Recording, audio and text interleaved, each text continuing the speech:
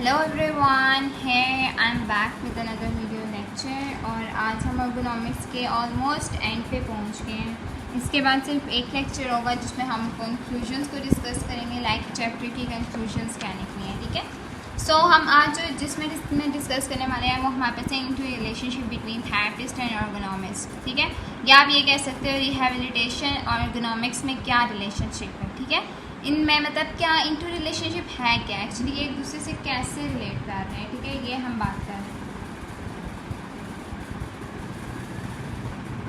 अगर हम सबसे पहली चीज़ देखते हैं, हमारे पास इंटू रिलेशनशिप पे हम बात कर रहे हैं, तो हमारे पास उन्होंने कहा कि इसमें बहुत इस फील्ड ने जिसमें हमारे पास दोनों का रिलेशनशिप है उसमें उसने काफ़ी अटेंशन हासिल की है। ठीक है, they have received great amount of attention. ठीक है, उन्होंने बहुत ज़्यादा अमाउंट में अटेंशन हासिल की है थेरेपिस्ट और ergonomics ने, जो एक दूसरे के साथ इंटरलिंक कर रहे हैं। ठीक है, इसको हम डिस्कस करते हैं कि वो कैसे कर रहे हैं और क्या कर रहे हैं। ठीक है, सबसे पहले उन्होंने बात की efforts on focusing design issue. ठीक है, उन्होंने कहा कि मोस्ट रिसेंट एफर्ट्स जो ergonomics ने दिखाई थी, ठीक है, वो यही थी कि वो डिज़ाइन के जो इशू था ना उसके ऊपर फोकस कर रहे थे। ठीक है, जो ergonomics थे उन्होंने काम क्या करना था, किस तरह से उन्होंने इस फील्ड में काम करना था। ठीक है, फिर हमारे पास क्या हुआ कि ergonomics जो थी वो जाहिर सी बात है, अब हम एक हेल्थ केयर फील्ड में, ठीक है, हमारे पास हमने हेल्थ केयर प्रोवाइडर्स को, हमारे पास हेल्थ केयर वर्कर्स को,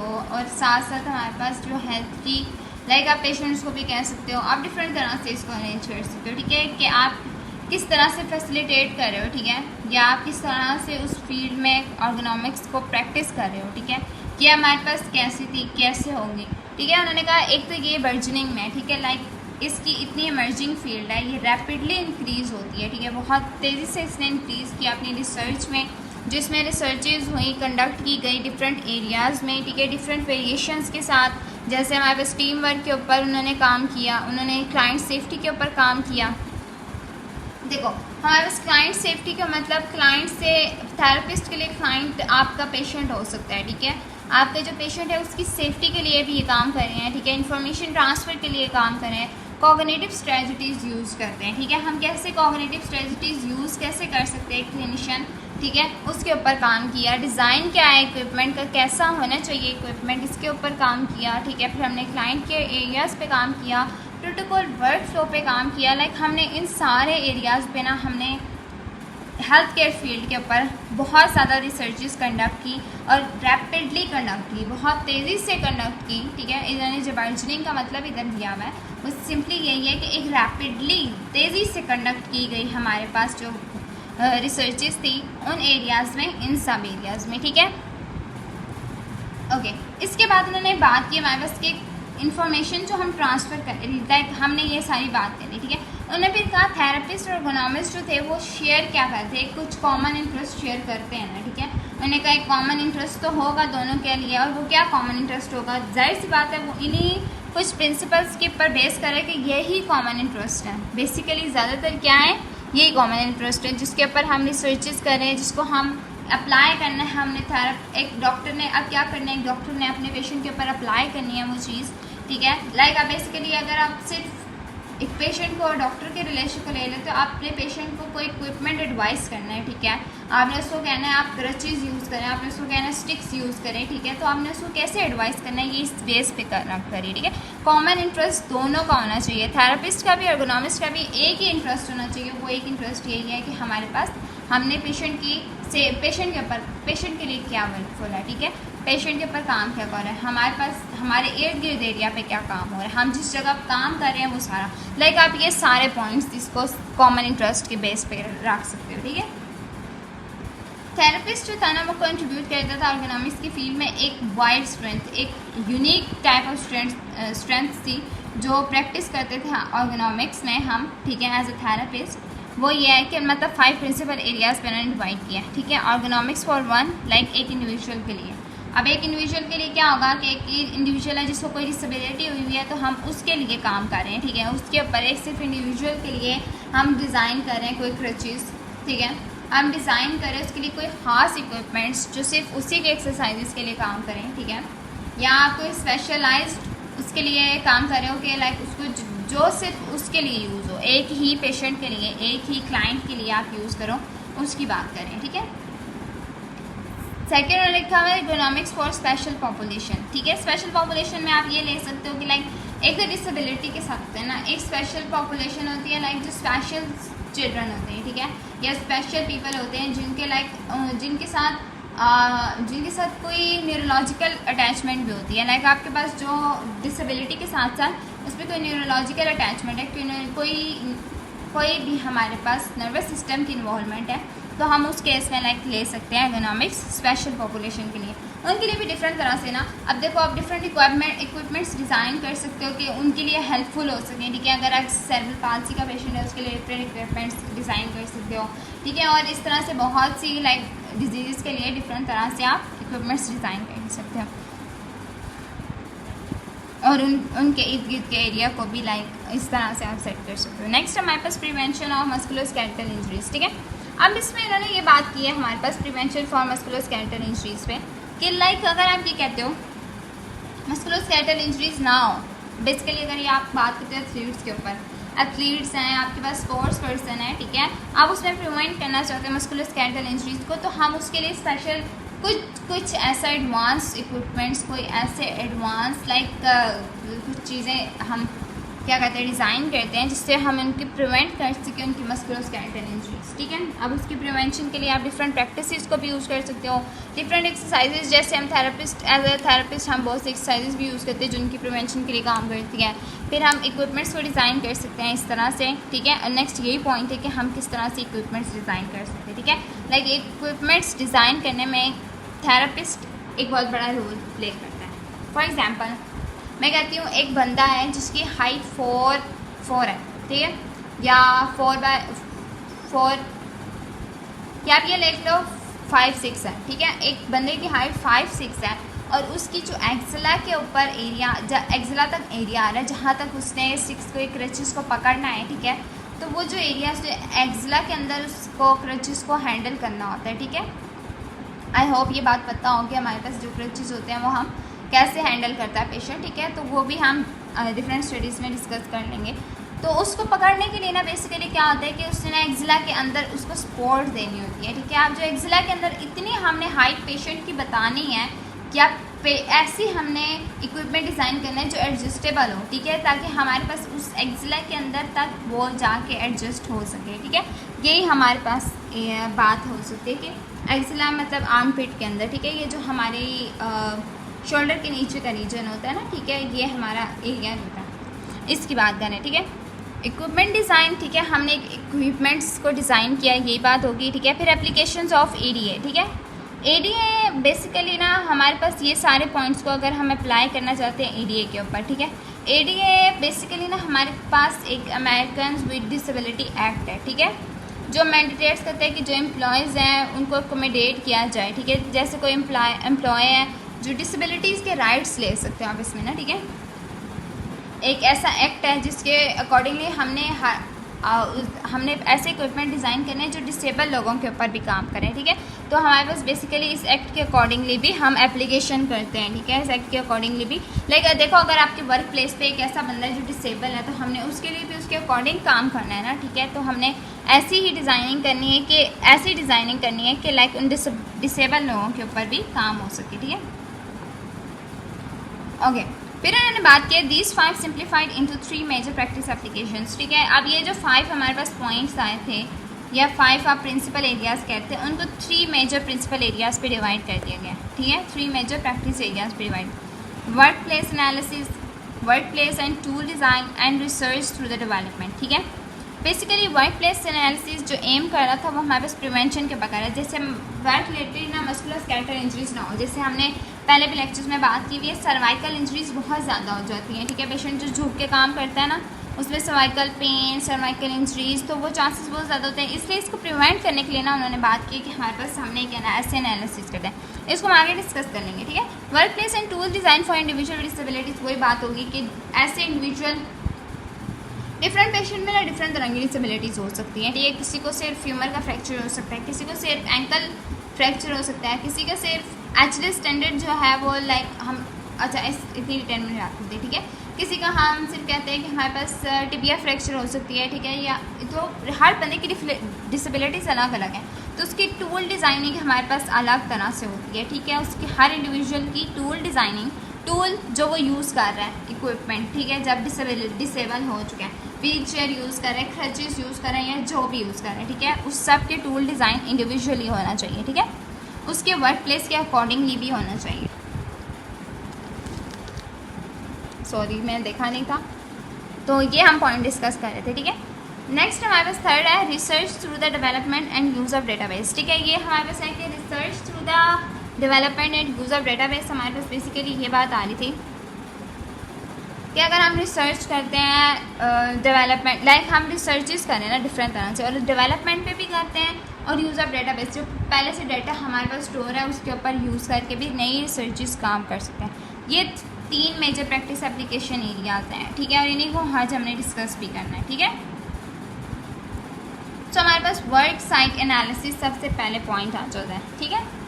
सबसे पहली बात जो उन्होंने इसमें बताई हुई है वो ये है कि therapist should be familiar with the field of ergonomics as a whole to understand terminology being use, ठीक है। जो कोई टर्मिनोलॉजीज यूज़ हो रही है डिफरेंट तरह से, ठीक है, वो हम आगे डिस्कस करेंगे कैसी टर्मिनोलॉजीज अर्गोनॉमिक्स में यूज़ करती हैं, उसको हम यहाँ पर डिस्कस, लाइक एक स्पेसिफिक कोई भी आप पढ़ते हो, जैसे आप सिंपली आप ये कहते हो कि आप डिफरेंट कॉन्सेप्ट्स पढ़ते हो ना, फिजियो में, फिजियो में, हमारे पास एनाटमी में, हमारे पास पैथो में, तो डिफरेंट तरह से ना, डिफरेंट मेडिसिन की डिफरेंट तरह से टर्मिनोलॉजीज डिफरेंट होती है, तो अर्गोनॉमिक्स की भी कुछ टर्मिनोलॉजीज हैं। थेरेपिस्ट को अर्गोनॉमिक्स की फील्ड के साथ फुल फैमिलियर होना चाहिए, ताकि जो वो टर्मिनोलॉजीज यूज़ करें हमें वो पता हो, ठीक है, ताकि हमें पता हो कि हम डिस्क्राइब कर सकें कि हमारे पास कहाँ पे हमें ज़रूरत है अर्गोनॉमिक्स की, ठीक है। आज हर जगह तो थेरेपिस्ट को ज़रूरत नहीं है अर्गोनॉमिक्स की, तो हमें पता होना चाहिए हमें कब ज़रूरत है अर्गोनॉमिक्स की और हमें कब कंसल्ट करना है अर्गोनॉमिक्स से, ठीक है। तो ये सारी चीज़ें जो होती हैं हमारे पास इस पर डिपेंड कर रही हैं। Some areas of economics with which therapist are familiar, ठीक है। अब उन्होंने कुछ बात की कि लाइक हमारे पास कुछ एरियाज़ हैं ऐसे जिसपे हमारे पास थेरेपिस्ट जो होता है ना फैमिलियर होता है, ठीक है। जैसे हमारे पास आ गई सेंसरी नर्वस सिस्टम की कोऑर्डिनेशन, जाहिर सी बात है अब आपने हमने हर चीज़ पढ़ी है, एनाटमी, न्यूरो एनाटमी, हमने फिजियोलॉजी, पैथोलॉजी, हमने मेडिसन, हमने हर सब्जेक्ट को रिलेट किया। अब हमने हर सब्जेक्ट में एक nervous system, sensory nervous system की कंसिडरेशन को डिस्कस किया हुआ है और हमने बहुत डिटेल में पढ़ा। अब एक ऑर्गोनॉमिस्ट को इतनी ज़्यादा उस फील्ड में महारत नहीं है, आप ये कह सकते हो, ठीक है, इतना ज़्यादा वो एडवांस नहीं है उस फील्ड में, लेकिन एक थेरेपिस्ट जो है वो उसकी हर चीज़ से फैमिलियर है। तो ऐसे इन कुछ एरियाज ऐसे हैं जिन पे हम ही उस चीज़ के बारे में बात कर सकते हैं, इसलिए कहते हैं कि ये इंटरलिंक करती हैं दोनों फील्ड। फिर हमारे पास आ जाते हैं एंथ्रोपोमेट्री, ठीक है। एंथ्रोपोमेट्री हमारे पास सिंपली अगर मैं ऐसे कहूँ कि ये रेशोज़ होती हैं, ठीक है, ये प्रोपोर्शंस हैं कि हम मेजर कर सकते हैं। अब आप ये कह सकते हो हमारा स्क्रीन को देखने का डिस्टेंस कितना होना चाहिए, हमारा एंगल कितना होना चाहिए, ये सारी स्टडी जो होती है ना ये एंथ्रोपोमेट्री करती है। लाइक एक बंदा है, ठीक है, ऑफिस वर्कर है, वो बैठा हुआ है, अब वो अपनी चेयर पे बैठा हुआ है, उसका व्यू कितना उसके बराबर होगा, कितना एंगल उतना होना चाहिए, कितना एंगल ड्रॉप होना चाहिए, कितने एंगल के कितना डिस्टेंस होना चाहिए स्क्रीन और उसके दरमियान, ये सारी चीज़ें हमारे पास जो होती हैं एंथ्रोपोमेट्री हमें बताती है, ठीक है। एनाटमी और फिजियोलॉजी आपको पहले से पता है क्या होती है, ठीक है। जब फिर बेसिक रिसर्च पे हम काम करते हैं, लाइक बेसिक रिसर्च पे ना ऐसे है कि लाइक आप सिंपली ये भी कह सकते हो कि जो बेसिक रिसर्च होती है ना वो थेरेपिस्ट इसलिए भी फैमिलियर ज़्यादा होते हैं क्योंकि इस फील्ड के साथ ज़्यादा हम काम ऐसे भी कर सकते हैं ना। देखो कुछ एरियाज है ना ऑर्गोनॉमिक्स के, अब जैसे हम कहते हैं कि अब ये ऑर्गोनॉमिक्स की बेसिक रिसर्च है, लेकिन हम थेरेपिस्ट भी उससे काफ़ी फैमिलियर होता है, ठीक है। वो इस वजह से भी होता है कि लाइक हम डिफरेंट तरह से रिसर्चेस कर रहे थे, तो डिफरेंट प्रोपोर्शंस, डिफरेंट तरह से किस तरह से कौन सा इक्विपमेंट डिज़ाइन होता है, किस तरह से वो एडजस्टेबल है, इन सारी चीज़ों पर काम कर रहे हैं, ठीक है। काइनेजोलॉजी भी बेसिकली आपको पता है, ह्यूमन डेवलपमेंट, जाहिर सी बात है किस तरह से ह्यूमन की डेवलपमेंट है, किस तरह से एजिंग का प्रोसेस है, किस तरह से कौन सी डिजीज़ किस टाइम अटैक करेंगी, ये हर चीज़ इससे फैमिलियर है, ठीक है। वर्क कैपेबिलिटी एनालिसिस, जाहिर सी बात है वर्क की कैपेबिलिटी, लाइक जो बंदा उस जगह है उस जगह पे उसको क्या ज़रूरत है, ये एबिलिटीज़, ये एनालिसिस करना भी हमारा ही काम है, ठीक है। तो ये सारी चीज़ें जो है ना, इससे काफ़ी ज़्यादा हद तक थेरेपिस्ट जो होता है ना वो हमारे पास फेमिलियर होता है, ठीक है। कुछ ऐसे भी एरियाज़ है जिससे सिर्फ ऑक्यूपेशन थेरेपिस्ट भी हो सकता है, आप में से कोई हो भी ऑक्यूपेशन थेरेपिस्ट, लेकिन लाइक कुछ ऐसे एरियाज़ है जिसमें ऑक्यूपेशन थेरेपिस्ट भी ज़्यादा काम करते हैं, like less so to physical therapist based on their required training, ठीक है। रिक्वायर्ड ट्रेनिंग से फिजिकल थेरेपिस्ट में ज़रा कम होती है, वो आप ये भी कह सकते हो ऑक्यूपेशन थेरेपिस्ट में, लेकिन मेरे ख्याल में तो बराबर ही होती है, ठीक है। कम्युनिकेशन आ जाती है, learning, motivation, normal and abnormal psychology, job, task analysis, measure of job satisfaction, क्योंकि ऑक्यूपेशन थेरेपिस्ट का ज़्यादा काम है ना, वही ज़्यादा काम करते हैं हमारे पास जॉब के एनालिसिस में, किस तरह की जॉब है, किस तरह से उसको प्रॉब्लम होगी। फिर वो फिजिकल थेरेपिस्ट से जाहिर सी बात है हम लोग ऑक्यूपेशन के ऊपर ज़्यादा काम तो नहीं कर रहे, हमें ऑक्यूपेशन पता होना चाहिए जब हम ट्रीटमेंट दे रहे हैं, लेकिन लाइक फिर भी हम इतना ज़्यादा उस पर काम नहीं कर रहे होते, तो उससे रिलेट उन्होंने किया हुआ, ठीक है। फिर हमारे पास आ जाती है, अगर हम कहते हैं कि वर्क प्लेस डिज़ाइन है, ठीक है।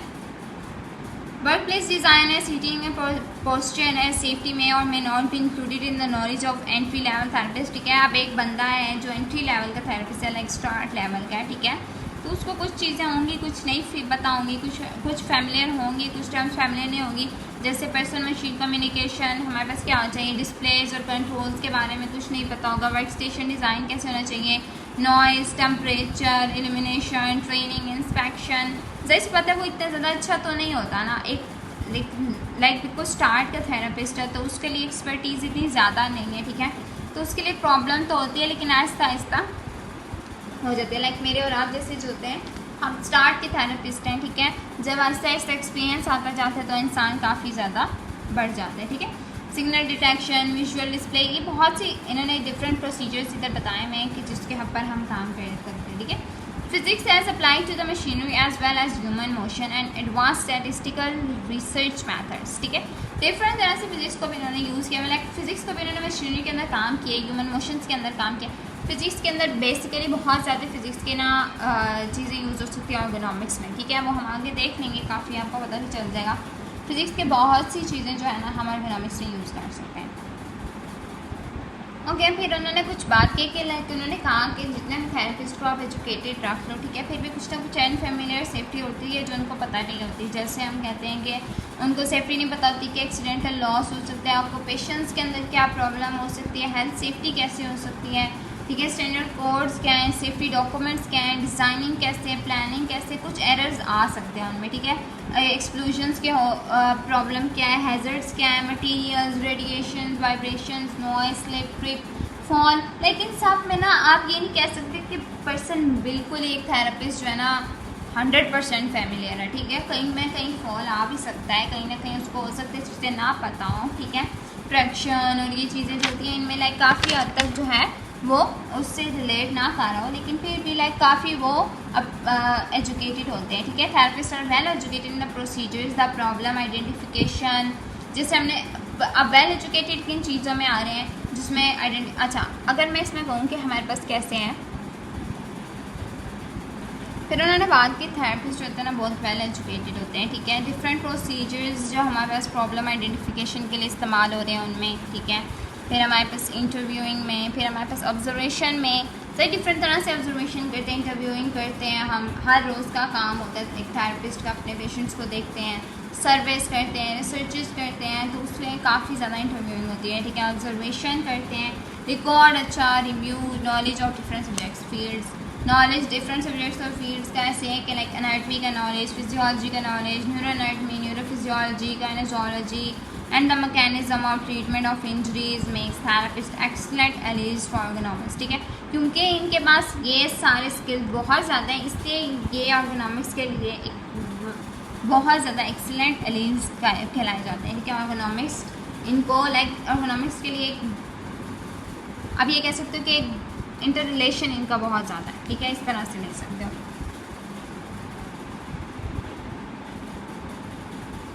फिर उन्होंने कहा जो ऑर्गेनॉमिक्स का नॉलेज है ना वो अलाउ करता है थेरेपिस्ट को कि वो अप्लाई करें their expertise by specialising in the fields of work related musculoskeletal ergonomics and injury prevention, ठीक है, वर्क रिलेटेड मस्कुलोस्केलेटल ऑर्गेनॉमिक्स के ऊपर स्पेशलाइजेशन स्पेशलिटी को इंक्रीज़ करें, अपनी अपने एक्सपर्टीज़ को इंक्रीज़ करें, ठीक है, उनकी प्रिवेंशन के लिए, उनकी इंजरी के चांसेस के लिए। फिर एप्लीकेशन करें एर्गोनॉमिक्स की थेरेपिस्ट के लिए। लाइक प्राइमरली आप ये कह सकते हैं वर्क प्लेस कंसल्टेशन होनी चाहिए। प्रिवेंटिंग के लिए आपको डिफरेंट तरह से आपको पता होना चाहिए कि प्रिवेंशन कैसे देनी है पेशेंट में, उसमें उस पेशेंट में नहीं क्लाइंट में, और आपने उसको बताना भी है कि लाइक डिफरेंट तरह पे आपकी कहाँ पे ज़रूरत है और कहाँ पे नहीं है, ठीक है। Therefore in the case study presented at the beginning of the like आप डिफरेंट ये कह सकते हो, ठीक है। फिर हमारे पास ये है कि हम थेरेपिस्ट को जो गोल होता है वो प्रमोट करते हैं सेफ्टी को। जाहिर सी बात है पेशेंट की सेफ्टी और उसकी फाइनेंशियल कॉस्ट दोनों को ना हमने देखना होता है, ठीक है। उसको फिर उसका वर्क टाइम ना लॉस हो उसको भी देखना है हमने, ठीक है। फिर हमने ये भी देखना है कि हमारे पास मेडिकल डिफरेंट तरह से जो ट्रीटमेंट हम दे रहे हैं उसमें तो नहीं कोई प्रॉब्लम, ठीक है। जो मेडिकल ट्रीटमेंट है, जो रीट्रेनिंग है एम्प्लॉयज़ की डिफरेंट तरह से, उन सब चीज़ों को हमने क्या करना होता है, डिस्कस करना होता है।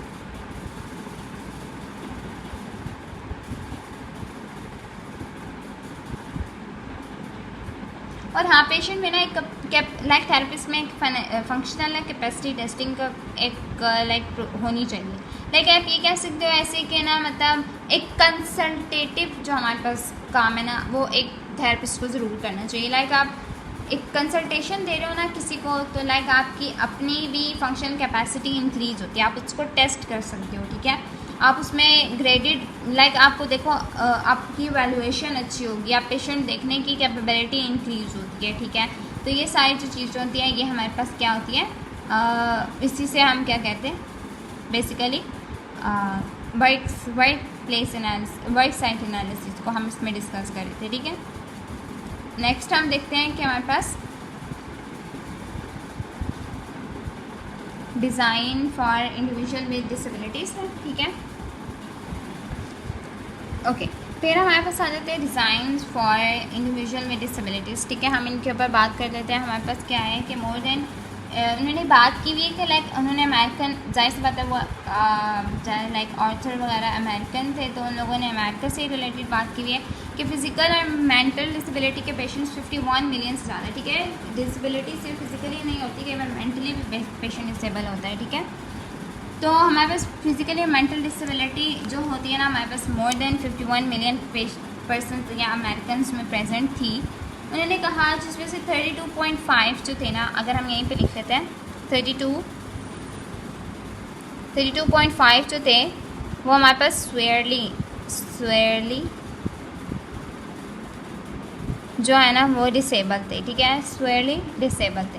दिस मीन्स यार between 11.5% and 18.1% of total population in the United state has a disability. जाहिर सी बात है 11.5 और 18.1 के दरमियान हम ये कह सकते हैं कि टोटल पॉपुलेशन जो यूनाइटेड स्टेट में वो डिसेबिलिटी के अंदर है, ठीक है, या डिसेबल है। Individuals who have disability are less likely to finish high school और attend college and are more likely to live in poverty, ठीक है। जो डिसेबल लोग होते हैं ना, एक तो वो एजुकेशन नहीं सही से ले सकते होते, डेली काम नहीं कर सक रहे होते, दूसरा, ठीक है, ना ही कॉलेज अटेंड सही से कर सकते हैं, हाई स्कूल तक ही उनकी एजुकेशन या कॉलेज तक मुश्किल से जाते हैं बस, ठीक है। और उनकी ज़्यादातर जो ज़िंदगी होती है वो पॉवर्टी में गुजर जाती है, लाइक इतने ज़्यादा रिच फैमिली से बिलोंग नहीं करते होते, गरीबी में गुजर जाते। Many of this individuals either do not work और have difficulty finding a job, ठीक है। ऐसे लोगों के मोस्टली ये होता था कि मतलब या तो वो काम मिलता नहीं था या वो काम करते ही नहीं थे, ठीक है, दो काम हो सकते हैं। तो एर्गोनॉमिक्स ने इंटरवेंशन की ताकि हम इनकी क्वालिटी ऑफ लाइफ को इन्हांस कर सकें, वर्क पे, घर में, लाइक इन लोगों की भी ये काम कर सके, ठीक है। कैनन एक कंसल्टेंट था, एर्गोनॉमिक्स का कंसल्टेंट था कोलोराडो में, जिसने डिज़ाइन किया था ये इक्विपमेंट्स जो पर्सनस की विजुअल इम्पेयरमेंट पे काम करता था, ठीक है। सॉरी मैंने यहाँ पे लिखा नहीं है, ये यहाँ पे इक्विपमेंट डिज़ाइन किया था इन्होंने विजुअल इम्पेयरमेंट में, ठीक है।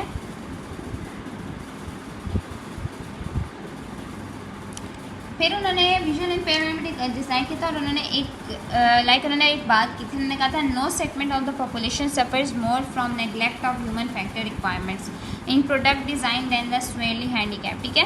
कोई भी ऐसा सेगमेंट पॉपुलेशन का नहीं इतना सफ़र नहीं कर सकता ह्यूमन फैक्टर्स की निगलिजेंस को, ठीक है, या रिक्वायरमेंट जो हमारे पास ह्यूमन फैक्टर्स की रिक्वायरमेंट्स है उसके प्रोडक्ट डिज़ाइन को एक एज़ कम्पेयर टू एक स्वेयरली हैंडीकैप। ठीक है, इसका मतलब ये था कि एक जो स्वेयरली हैंडीकैप पर्सन है ना, कोई भी ऐसा सेगमेंट नहीं था पॉपुलेशन का जो ना नेग्लिजेंस नहीं शो कर रहा था कि इन लोगों को ज़रूरत थी। ठीक है, इन लोगों को ज़रूरत है एक प्रोडक्ट डिज़ाइन की, लेकिन सब लोग इसको निगलेक्ट कर रहे थे कि हैंडीकैप्स को भी ज़रूरत हो सकती है। प्रोडक्ट डिज़ाइन ह्यूमन बींग्स पे तो कर रहे थे, लेकिन हैंडीकैप पर्सनस पे नहीं कर रहे थे। तो उसने कहा कि सबसे ज़्यादा नेग्लिजेंस स्वेयरली हैंडीकैप पर्सनस को दी जा रही थी जब हम ह्यूमन फैक्टर्स की रिक्वायरमेंट या प्रोडक्ट डिज़ाइन करते थे। ठीक है, तो तब उसने क्या किया कि उसने इस स्टेटमेंट को बताया कि इस तरह से नहीं होना चाहिए। ठीक है, उसने ये कहने की कोशिश की। Unfortunately the statement remains true for 20 years later. 20 साल तक तो ये ट्रू ही रही, लेकिन फिर लोगों ने इस बात को दबा दिया, मतलब ख़त्म कर दिया। Opportunities amount with the areas of overlap between the ergonomics and health care. अब कुछ अपॉर्चुनिटीज़ है ना, ठीक है, जिसमें उन्होंने अर्गोनॉमिक्स को और हेल्थ केयर को ओवरलैप किया है। ठीक है, फॉर एग्जांपल अगर मैं कहूँ कि मॉडिफिकेशन डिज़ाइन इक्विपमेंट से किसी बिल्डिंग का, किसी व्हीकल का, किसी एप्लीकेंसेस का जो हमने पेशेंट डिसेबिलिटी के पेशेंट्स के लिए यूज़ करनी है, तो उनकी बहुत ज़्यादा हेल्प हो जाती है अगर हम कुछ ऐसा डिज़ाइन करते हैं। ठीक है, तो इसलिए उन्होंने ये बात की कि हमारे पास एक ओवरलैप होना चाहिए था दोनों का। ठीक है, अर्गोनॉमिक्स का भी और हेल्थ केयर सिस्टम का भी। ठीक है, अब उन्होंने बात की कि हमारे पास ना, उन्होंने ये बात की कि थेरेपिस्ट जो होते हैं ना वो कंट्रीब्यूट करते हैं by evaluating hiring and placement practices with a special consideration for those who have disabilities. ठीक है, जाहिर सी बात थेरेपिस्ट तो काम यही कर रहा होता है कि उससे प्रैक्टिसेस ही ज़्यादातर डिसेबिलिटी के ऊपर काम कर रही होती है। ठीक है, उसकी स्पेशल कंसिडरेशंस, उसकी प्रैक्टिसेस जो होती हैं स्पेशलिस्ट पर। तो उन्होंने कहा कि हाँ, कंपनी जो है वो एडीए की कंप्लायंस को मीट कर सकेगी या नहीं। अभी भी इस चीज़ पे रिसर्च हो रही है, मतलब आप ये कह सकते हो कि अभी भी पूरे तरीके से नहीं कह सकते हो, लेकिन काफ़ी हद तक इस चीज़ पे कोप अप कर लिया गया है कि ईडीए की जो रिक्वायरमेंट्स है, अमेरिकन डिसेबिलिटी एक्ट जो है, ठीक है, उसकी जो रिक्वायरमेंट है वो हमने कंप्लीट हो चुकी है, लेकिन फिर भी आप ये कह सकते हो जो इसकी रिक्वायरमेंट है उस पर कंप्लाइंट रह सकते हैं। ठीक है, ये इस चीज़ पे बात हो रही थी। ठीक है, फिर उन्होंने कहा बहुत से फैक्टर्स जो होते हैं ना कंट्रीब्यूट करते हैं इस इन्फॉर्मेशन के अंदर। आप ये भी कह सकते हो कि डाटा सही नहीं है, अप्रोप्रिएट रिसोर्सेज नहीं है हमारे पास। ठीक है, सही एप्लीकेशन नहीं है हेल्थ केयर की या रिहेबिलिटेशन की, फाइनेंशियल नहीं है, सही एक्सपेंस ज़्यादा है, या पब्लिक सपोर्ट कम है, फंडिंग कम है, तो उसमें भी नेग्लिजेंस आ सकती है। आप ये कह सकते हो कि हमारे पास इसमें डिज़ाइन के लिए जो हमारे पास रिक्वायरमेंट्स हैं उनमें लैक आ सकता है, इनसफिशिएंट डेटाबेस है, फिर बेस डिज़ाइन है कुछ पॉपुलेशंस के लिए, जैसे हमने यही बात की थी। फिर all the enactment of ADA in 1990 encouraged both public and private entities to consider individuals with disability in the initial design of workplace accommodation transportation। ADA ने हमारे पास 1990 में इस बात को इनकरेज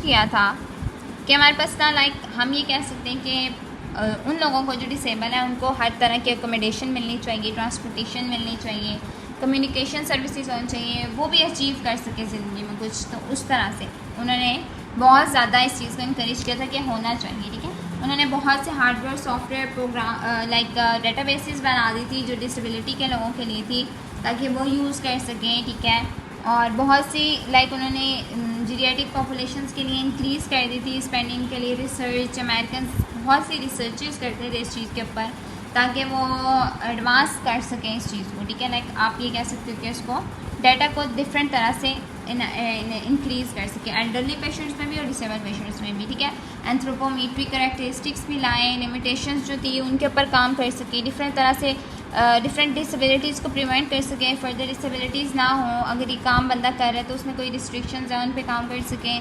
ठीक है, फिर हमारे पास डिफरेंट तरह से एक्सपेंशंस पे काम कर सकें, डिफरेंट तरह से उन्होंने काफ़ी ज़्यादा पेशेंट्स के इंटरेस्ट, जीरियाटिक पॉपुलेशंस के इंटरेस्ट, एल्डरली के इंटरेस्ट, कोई सी resistance, location, shape of hand, foot, उनकी शेप ऑफ अगर हैंड सही नहीं है उसके ऊपर कंट्रोल, वर्क प्लेसेस, डिफरेंट तरह से सीटेड, स्पैम, सिट किस तरह से बैठ रहे हैं, उन सब चीज़ों पर भी उन्होंने काम किया था। ठीक है,